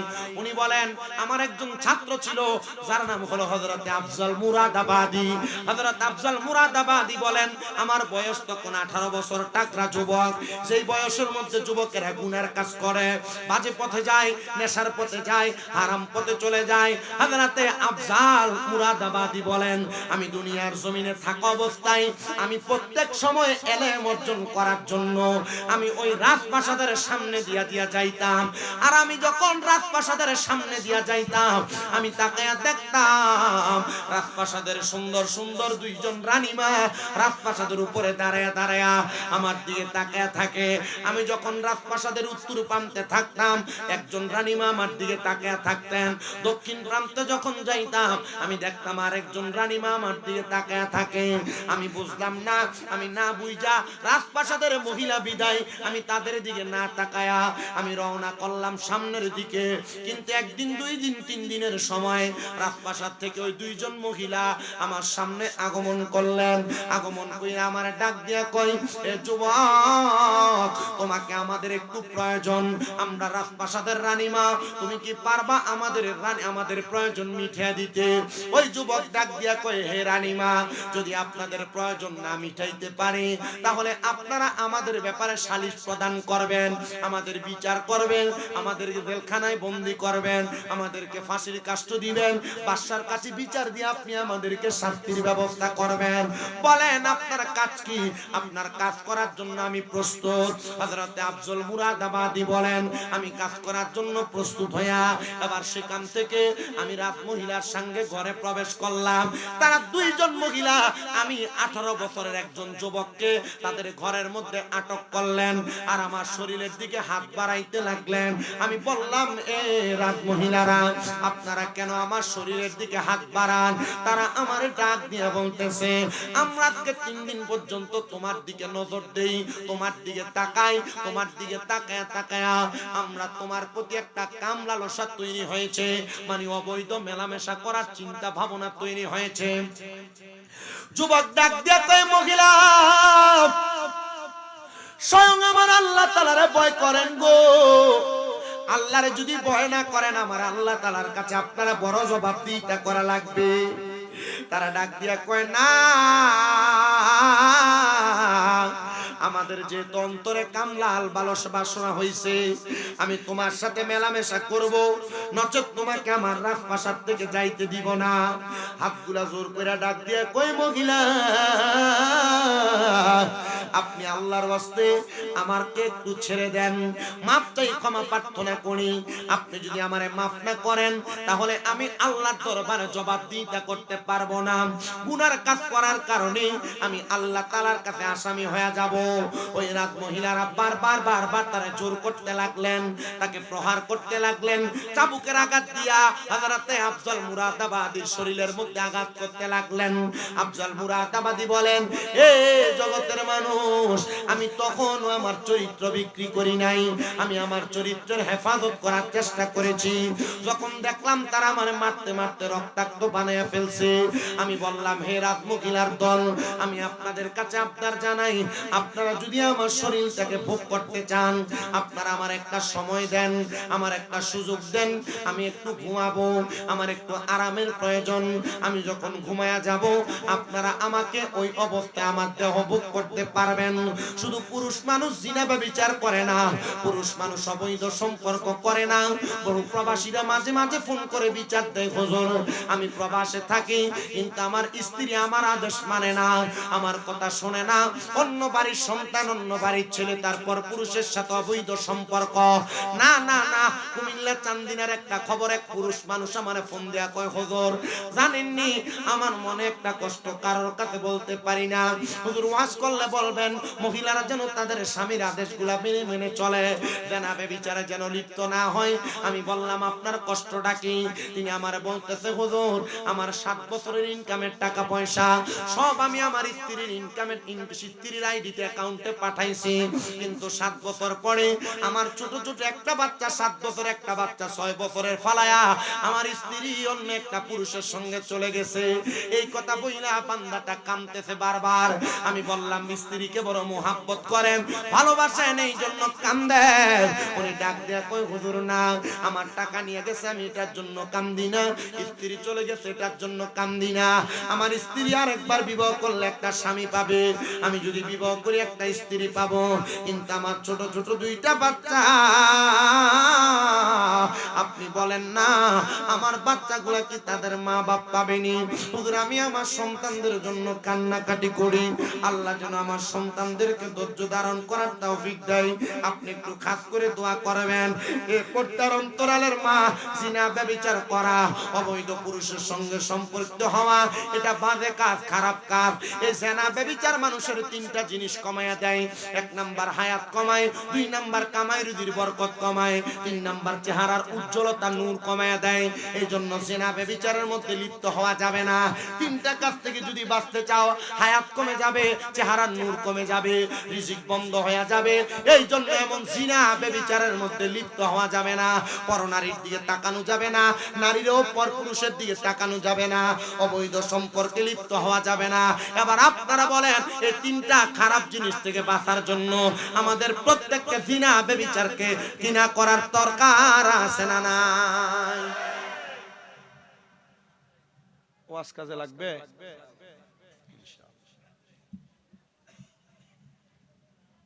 আরো কিছুক্ষণ যদি ওয়াজ হয় কষ্ট হবে। আমার মুসলমান ইমানদারেরা, আমি বড় সময় কম বয়ান করি, এটা সবাই জানে। আপনারা ইউটিউবে যারা দেখেন হয়তো বুঝেন, বেশি 1-1.5 ঘন্টা, বেশি যদি হয় অল্প সময় কথা বলি। এই কথা থেকে আমি এতক্ষণ যা বলছি, আপনারা কি মনে করেন না এই কথাতে বোঝার, শিক্ষা গ্রহণ করার কিছু আসেনি? আমার ওয়াজ বহুত কমই হুজুরা হনে, অন্যান্য লাইনের আমাদের আকীদার পরিপন্থী আকীদাওয়ালারা শোনে। আমার সাথে ওনাদের অনেক বড় বড় হুজুরদের সাথে সম্পৃক্ততা আছে। কেন? ওই যে মাদ্রাসাগুলো থাকার কারণে। এরা আমারে নিজেরাই কয় যে তোমার ওয়াজ কেউ সরাসরি শুনলে আর জীবনে তোমার বিরোধিতা করত না। আপনি কি কথা বুঝছেন? আমার ওয়াজ সরাসরি শোনার পর আপনার কি মনে হয় আমার বিরোধিতা করব? যেমন সুন্নি খুশি, তেমন ওনারাও খুশি। কারণ কি? কারণ শরীয়ত বহির্ভূত ওয়াজ যখন আপনি করবেন, তরিকতের গণ্ডিতে থাইকা হাকিকত বজায় রাখা মারেফতের সাগরে থাইকা যখন আপনি ওয়াজ করবেন, তখন আপনার ওয়াজ বিরোধিতা করার লাইন নেই। তাই না স্যার? আমি আপনাদেরকে যে কথাটা বলতেছিলাম, মহিলারা হযরতে আফজাল মুরাদাবাদীকে আঘাত করছে তার দেহ ভোগ করার জন্য। আর আমরা যদি কোনো বেডি একবার যদি ইশারাটা দেয়, কথা কয় না দি, ইশারাটা দিলে তো এই বেডি এই রাস্তা দিয়ে কোন সময় যাবে এনে দাঁড়ায় থাকে, আছে না? হযরত আফজাল মুরাদাবাদী কেমন ভাবে তার চরিত্র হেফাজত করেছে তিনি বলেন, আমাকে যখন তারা প্রহার করতে করতে রক্ত বের করে ফেলছে, আমি বলছি এ মহিলা আমি যদি ঘুমায়া যাই তোমরা চাইলে আমার দেহ ভোগ করতে পারবা। আফজাল মুরাদাবাদীর সময় দেওয়া হয়েছে, হে আফজাল মুরাদাবাদী ঘুমাও। আফজাল মুরাদাবাদী কয় ঘুমানোর আগে আমার একটা কাম আছে। বলে কামটা কি? বলে আমি আমার মাওলার দরবারে 2 রাকাত নফল নামাজ পড়তাম। কয় রাকাত? এই নফল নামাজটার নাম হলো সালাতুল হাজতের নামাজ। কি নামাজ? বিদেশ যাইতেন পারেন না, ব্যবসা করেন বরকত হয় না, ঘর থেকে রোগ বালা মুসিবত ছাড়ে না, জামাই ইনকাম করে বরকত হয় না, আপনার সন্তান বিদেশে অভাবে আছে, কাজ পায় না, পড়ালেখা করেন ব্রেইনে পড়ালেখা থাকে না, আপনার অনেক মনের ভিতরে আশা পূরণ হয় না, ইচ্ছা পূরণ হয় না। 2 রাকাত নামাজে দাঁড়ায় যাবেন, 4 রাকাত নামাজে দাঁড়ায় যাবেন। আল্লাহু আকবার, সূরা ফাতিহা, অন্য একটা সূরা মিলাইবেন। প্রথম রাকাত সুবহান রাব্বিয়াল আলা 3 বার, এরপরে বাংলাতে আপনার যে ইচ্ছাটা আশাটা আছে এটা সিজদা করবেন। দ্বিতীয় রাকাত সূরা ফাতিহা, সূরা ইখলাস 3 বার পড়বেন, পয়রা রুকু সিজদা, সিজদায় 3 বার সুবহান রাব্বিয়াল আলা। যে ইচ্ছাটা পূরণ হয় না, বিদেশ যাইতে পারেন না, ব্যবসায় বরকত হয় না, কঠিন রোগ ছাড়ে না, মুসিবত যায় না, রোগ যায় না, সন্তান ভালো হয় না, ভালোভাবে চলে না, সালাতুল হাজতের নামাজ পড়া কোন মানুষ যদি হারাম না খায়া সালাতুল হাজতের নামাজ পড়ে আল্লাহর কাছে চাইতে জানে, 3 মাসের মাথায় তার আশা পূরণ হয়ে যাবে। হযরত আফজাল মুরাদাবাদী কয় আমি চাইছি 2 রাকাত নামাজ পড়তাম। কয় রাকাত? বেটেন আপনারা যারা আমার ওয়াজ শুনুন, আপনার কাছে আমার ওয়াজ কিন্তু আপনারা বেড়াই যত শুনেন, মহিলারা এর থেকে বেশি শুনে, আমার ওয়াজ এই বেরিয়ে বেশি শুনে। তো আপনারা যারা শুনতেছেন আমি আপনাদেরকে বলছি, এই যত আশা পূরণ হয় না, আপনারা কত কিছু করেন, কত পানি ভরা, কত তেল ভরা, কত এই ভরা সেই ভরা নেন, নাজায়েজ না নেন, অসুবিধা নেই, কিন্তু আপনার ইবাদত আপনার সব ইচ্ছা পূরণ করতে পারে, আপনার ইবাদত আপনার সব পূরণ করতে পারে। আমার এক উস্তাদ কইছিল কি, যখন মাদ্রাসায় পড়ালেখা করি, এসএসসি পরীক্ষা দিছি, সংসার ছোট, বাতের বেড়ার ঘর, হুজুরের কাছে কান্দি, হুজুর একটা চাকরি নেই, চাকরির জন্য গেছি, চাকরি দেয় নাই, হুজুর কণ্ঠ ঠিক আছে, কিন্তু হুজুরে চিন্তা করছে এটারও যদি মুয়াজ্জিনি সার্কি দিই, এটা 2 দিন পরে আমার ইমামতি সার্কি খেয়ে যাবে। হুজুর কাছে কান্দি, হুজুর কইছে চাকরি করবা কিত্তা মুয়াজ্জিনি করবা, খুতবা দিতে পারোনি? আমি কইছি হুজুর পারি, কয় একটু খুতবা দে। খুতবা দিতে কইয়া হুজুরে ঘুমায় গেছে, আমি খুতবা পড়তে পড়তে 3 জুমার খুতবা পড়ছি। কয় জুমা? 3 জুমার খুতবা পড়ছি। হঠাৎ করে হুজুর ঘুম ভাঙা, কি রে গেছস না তুই? আমি কই না হুজুর খুতবা পড়ছি। আরে যা কান্দিস না, কাম হইয়া দেবো গা। এরপরে জুমায় এক জায়গা থেকে প্রস্তাব আইছে, হুজুর আপনি যদি জুমাটা পড়াইতেন। এসএসসি পরীক্ষা মাত্র দিছি, মানে দাখিল পরীক্ষা, দাড়ি তো এখনো নাই। এই সময় আবার চিন্তা করেন 9 বছর আগে দাড়ি কি আসিল না গেছিল? আরো নাই। হুজুর চাকরিটা করতেন, জুমার নামাজে চাকরি হইছে।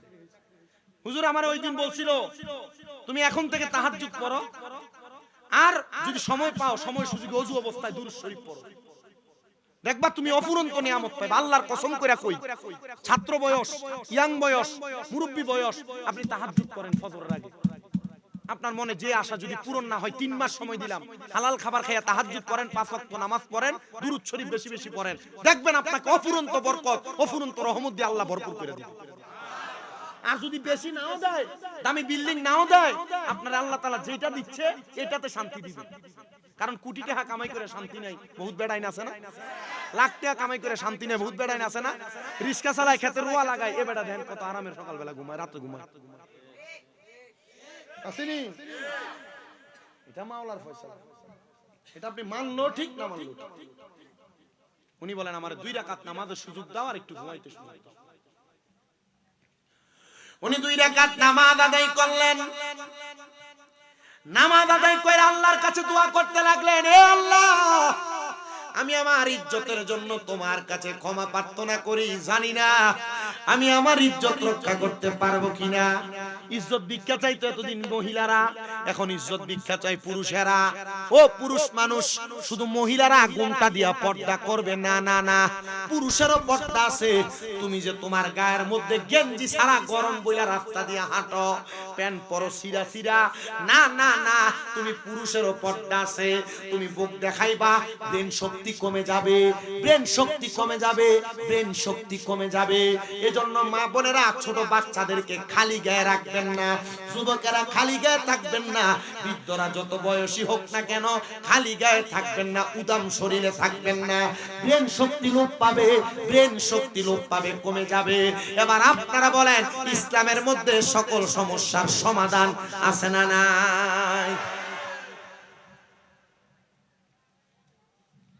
উনি বলেন, আমি আল্লাহর কাছে কান্নাকাটি করে আমি যখন 2 রাকাত নামাজের মধ্যে দাঁড়িয়ে গেলাম গো, নামাজের মধ্যে দাঁড়িয়ে যাওয়ার সাথে সাথে আমার আল্লাহ তাআলার পক্ষ থেকে কোনো এলহাম নাই, আওয়াজ নাই। আমি নামাজের মধ্যে দাঁড়ায়া আল্লাহ তাআলার দরবারে কাঁদতেছি। আমি নামাজ শেষ করলাম, এবার আমি ঘুমাইতে গেলাম। ওই 2 জন মহিলা আবার নিজেরা বর্ণনা করতেছেন, আমরা সে ঘুমানোর পরে তার শরীরের দিকে হাত বাড়াইতে লাগলাম। আমরা তাকে দেখলাম তার 2 নাকের মাঝখান থেকে 2টা ছোট ছোট চিকন টাইপের সাপ বের হইয়া আমাদের দিকে কেমন ভাবে জানি চঙ্গল আকারে আছে। আমরা ভয় পেয়ে গেলাম। এবার তারে ডাক দিলাম, তার পায়ের মধ্যে ধরলাম, এ বাবা, আমরা তোমার চরিত্র হরণ করতে চেয়েছি, তোমরা আমারে মাফ করো, তোমরা আমারে ক্ষমা করো। এবার উনি ডাক দিয়ে কয়, হযরতে আফজল মুরাদাবাদী, না না না, ক্ষমা নাই, আমার আল্লাহ ক্ষমা না করলে ক্ষমা পাইবা না।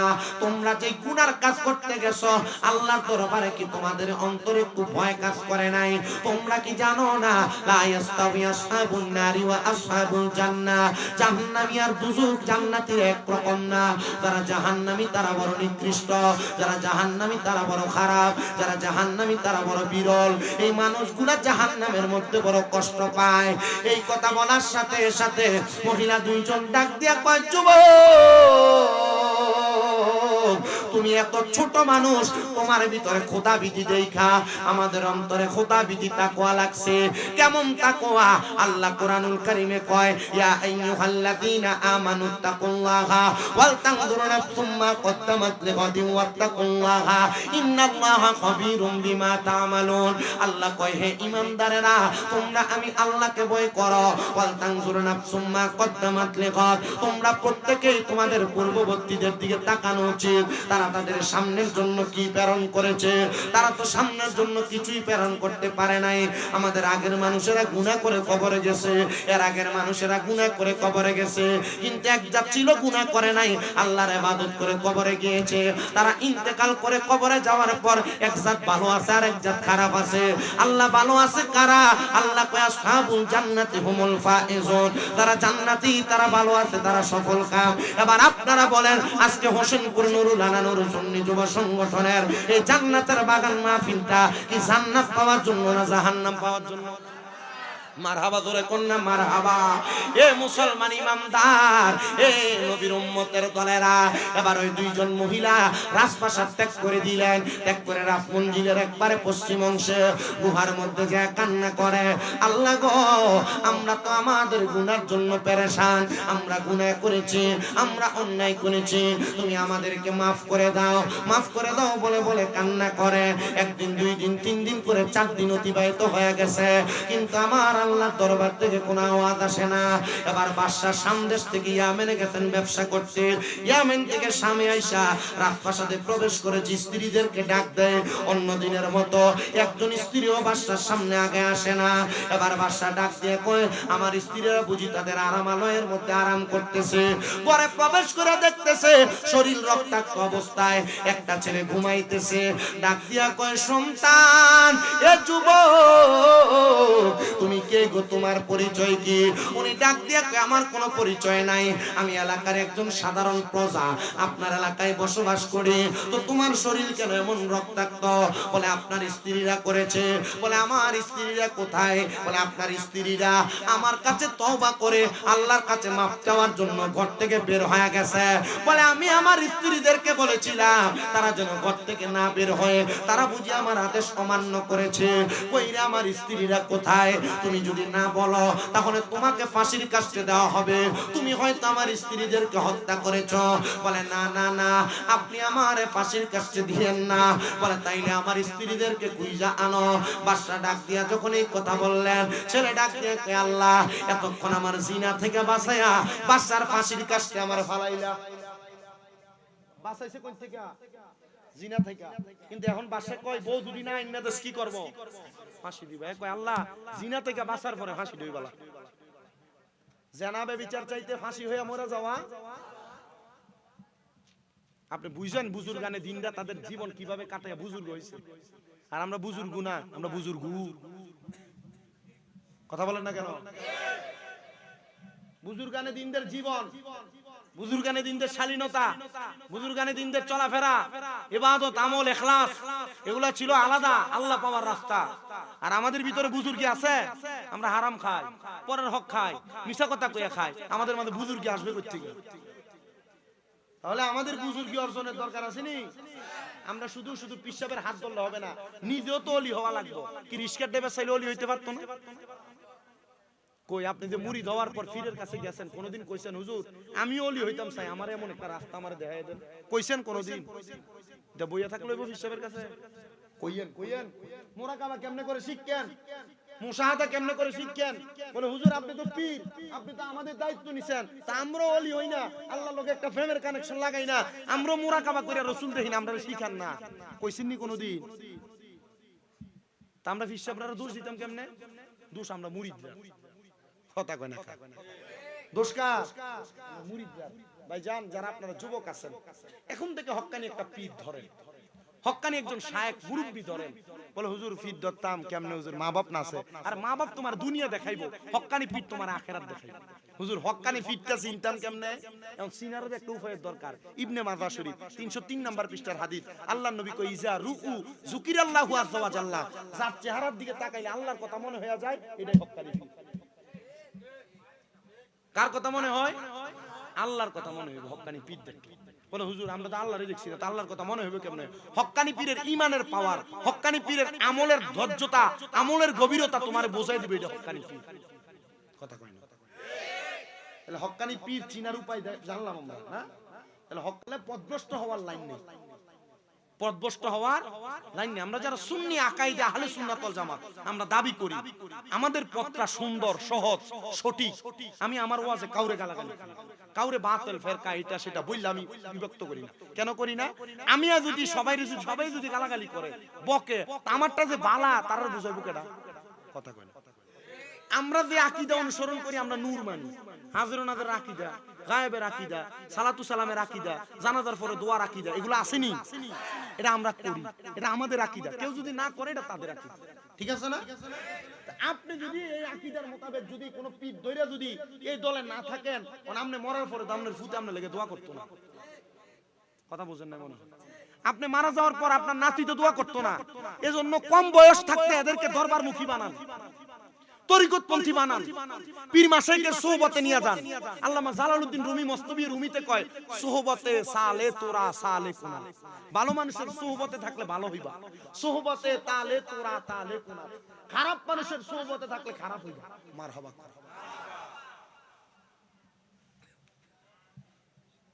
আপনাদের কি কষ্ট হইছে? কামাল ভাই হুজুরে নিয়ে আসেন। আমি আর না, আমি যতটুকু করার আমি এতটুকু, আমার জোর করে ওয়াজ করান যায় না। আনেন, হুজুরে দোয়া করবে, এরপরে বিদায় নেবেন। তবে রুকু হয়ে গেছে, এটা আমি দেখছি। একটু বাবা আমার শেষ, আমি আর একটু, আমার 10টা মিনিট লাগবো, আইনালাম 10 মিনিটের লেট করি না, হুজুরে আনেন, অসুবিধা নেই। এখন কাম কিতা? ওনারে কি করব? ফাঁসি দিব। কন্যা কি করব? আরে যুবক কইতাছে আমার জিনার গুনার চাইতে ফাঁসি বালা, জিনার গুনার চাইতে বাদশা ডাক দিয়া বলেন, আমার প্রজার দলেরা তাড়াতাড়ি একটা ফাঁসির কাষ্ঠ সাজাও, আর পুরো এলাকার মানুষকে ডাক দিয়ে আনো, সবাই যেন দেখে আমার দুই স্ত্রীকে গুম করার কারণে, ইন্তেকাল মাইরা ফেলার কারণে আমার এই যুবকটার ফাঁসি হইতেছে। তারা নেওয়া হইল। সে আমার আল্লাহ তাআলার দরবারে বারবার চোখের পানি ফালায়া ফালায়া কান্দে। মনে রাখবা, আল্লাহর খাস বান্দারা চোখের পানি ফালায়া কান্দা কান্দা দোয়া করলে দোয়া কবুল করে চোখের পানি পড়ার আগে। মারহাবা। আল্লাহর দরবারে যখন দোয়া করবেন, কান্না করবেন, নবী দোয়ার 3 শুরুত শিখাইছেন। দোয়ার 3 শুরুত শিখাইছেন। ইয়া রাসূলুল্লাহ কেমনে? বলে তুমি কান্না করো, কান্না না করলে কান্নার ভান ধরো, আর দোয়া যখন করবা এমন ভাবে চাও যেন দুনিয়ার মানুষ তোমার পাগলের মতো মনে করে। আমরা তো এমন ভাবে চাই না, চাইও না। তো ফাঁসি দেওয়ার সময় সব ফাঁসির আসামিদেরকে বলা হয়, কি চাও, শেষ ইচ্ছা কি? উনি বলছে, আমার শেষ ইচ্ছা আমি আবার 2 রাকাত নামাজ পড়ব। মারহাবা কইলেন না তো? আর আমারে যদি কইতো যে তোমার শেষ ইচ্ছা কি, আমি বাঁচতাম। আমি কিটা করতাম? বাঁচতাম।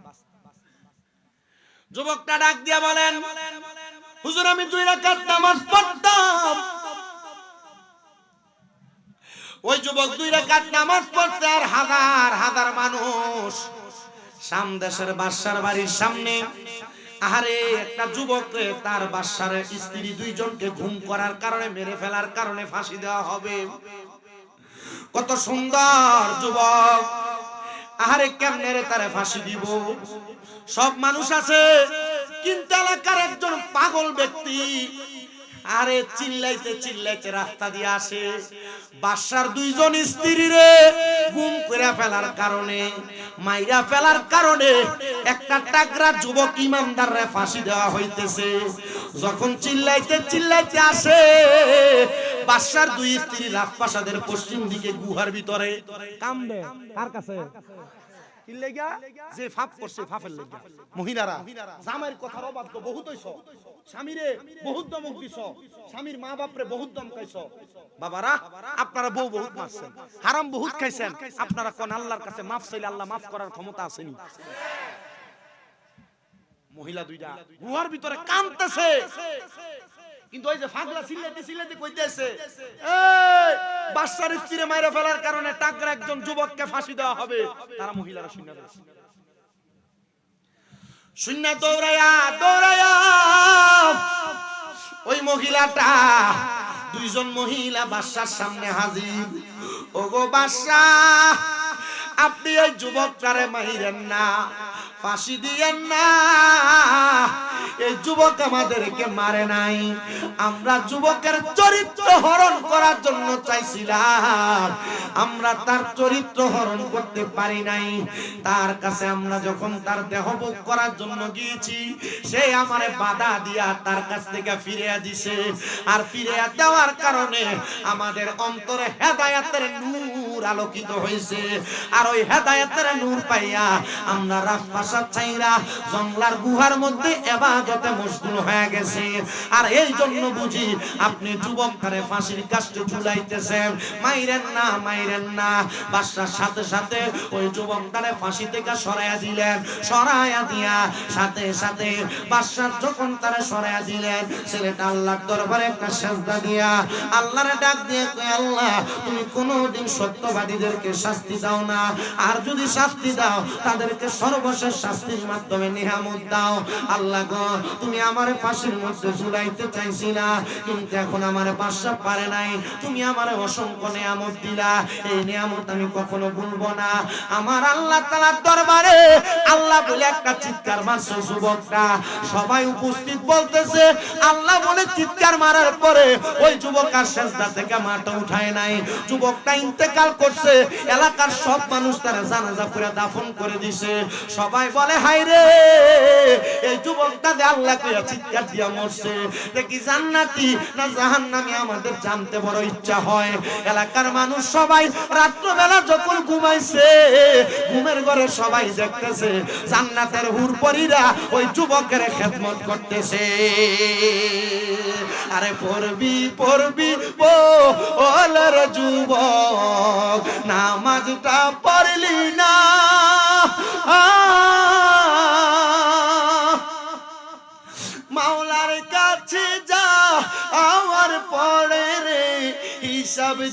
বুঝতে তো পারবি না রে, হাইরে ওরে জীবন গুনাই গুনাই গেল রে, বলেন ওরে জীবন গুনাই। আপনারা কি আমার ওয়াজের ধারা বুঝছেন? গুনার কাজ সামনে পাইছে, সুযোগ করে নাই, না কইরেও ফাইসে গেছে গা, আল্লাহর কাছে ইবাদত করে চাইছে, আল্লাহ তারে বাঁচিয়ে দিয়েছে। আল্লাহ বলে চিৎকার দিয়ে মারা গেছেন। বয়স কত? মরার পর এলাকার মানুষ দেখছে এটা কি জান্নাতি না জাহান্নামী? আমি আপনাদেরকে বলছি, যারা আপনার দাঁড়ায় আছেন আপনাদেরকে বলছি, যারা মা বোন আছেন, যুবক যুবতী আছেন, আমি আপনাদেরকে বলছি, আপনারা যদি চান বলেন আল্লাহ মাফ করতে পারে কিনা। আমাকে স্টেজে ওঠার সময় বলে দিচ্ছে হুজুর যুবকদের উদ্দেশ্যে কিছু বললেন, এজন্য আজকে ওয়াজ করছি। রাজি আছেন ইনশাআল্লাহ? নিজেকে হেদায়েতের পথে নিয়ে যাবেন ইনশাআল্লাহ। আপনার বন্ধুর পামে ফিরে আপনি সিগারেট খান, যে কোনো বন্ধু আপনারা শিখিয়ে দিচ্ছে সিগারেট খান, একদিন কইছে একটা টান দিয়ে দেখ কি হইব, এয়ারপোর্ট থেকে সিগারেট খান। আপনি হিসাব মিলিয়ে দেখেন, আপনি যে কোনো গুনার কাজে যাচ্ছেন, যে কোনো বন্ধু বান্ধবের পাল্লায় পড়ে যাচ্ছেন, তাহলে এবার আপনারা বলেন যে বন্ধু আমাদেরকে জাহান্নামের দিকে নিয়ে যায়, আমরা কি সে বন্ধুর সাথে চলবো? আল্লাহ আমাদেরকে বাঁচিয়ে রাখেন, আমিন পড়েন। আমি একটা গজল শেষ মাইক ছাড়ার আগে বলবো, হুজুর চলে আসবে, দোয়া করবে। আপনার কি কষ্ট হইব? আমার সাথে মুক্তা মিলিয়ে গজলটা গাইবেন ইনশাআল্লাহ, একটু মহাব্বতে গাইবেন। আমি দিব তাকবীর। আব্বাজি আমার মুনাজাতি তওবা না, বাবাজি আমি বলি শোনেন, আমি কই না আপনাদেরকে কই, কি চলবে ইনশাআল্লাহ? চলবে। হুজুর আসছে, একটা তাকবীর দেন। নারায়ে তাকবীর, নারায়ে রিসালাত, নারায়ে বেলায়াত, নারায়ে গাউসিয়া, আহলে সুন্নাত ওয়াল জামাত, হযরত মাওলানা রুহুল আমিন চিশতি সাহেবের আগমন। ধরে বলেন মারহাবা, আর মুহাব্বতে বলেন মারহাবা। হুজুর যেহেতু সবার রত্ন চলে আসছেন, হুজুর হেরার একটা আবদার, লাস্ট 5টা মিনিট একটু জিকির করব। আপনি কইলে করব, নালে ছেড়ে দিয়ে করতাম, কইছে মারহাবা ক। তাহলে গজলটা রাখলাম, জিকিরটা একটু মুহাব্বতে, গজলটা ইনশাআল্লাহ আইরোলাইরে কইরা দিয়া যাবো, ইনশাআল্লাহ গায়ে দিয়া যাবো। একটু মুহাব্বতে জিকির করেন আল্লাহ আল্লাহ আল্লাহ আল্লাহ।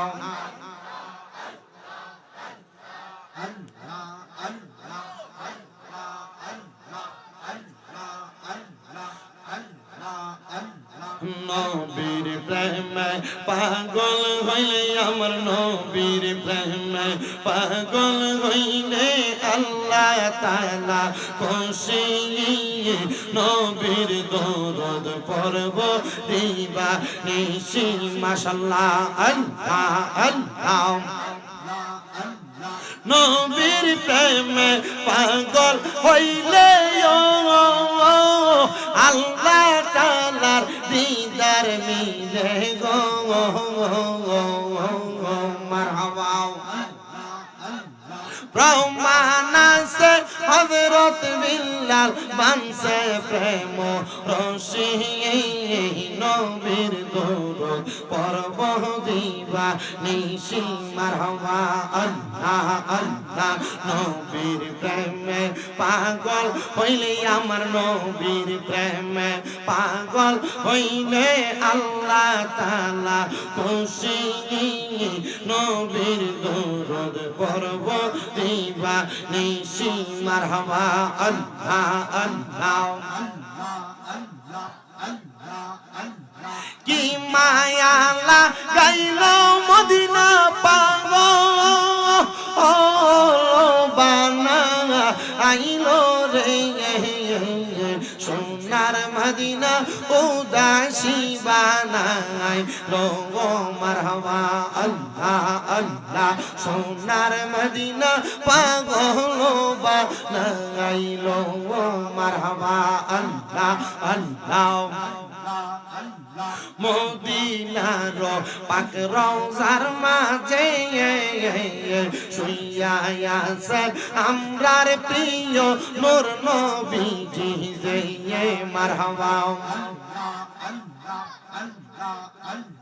দিদার দিয়া ধন্য করো করো জালা অবসান তোমায় না দেখিলে বাসে না রে পরাগানো আমার মুর্শিদ চান তোমায় না দেখিলে বাসে না রে পরাগান মারহাবা